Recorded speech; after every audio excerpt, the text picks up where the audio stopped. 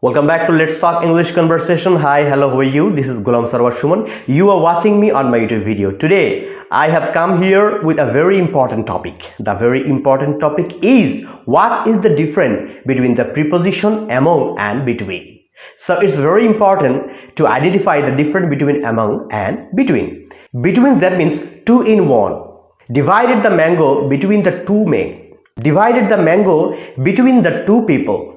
That means when it will be compared with the two people, then between preposition will be used at that position. And among, that means when there will be more than two peoples, it may be 3, it may be 4, it may be 100, it may be 1000. Then the sentence will be like that. Divided the mango among the 1000, among the 100, or among the 5 peoples.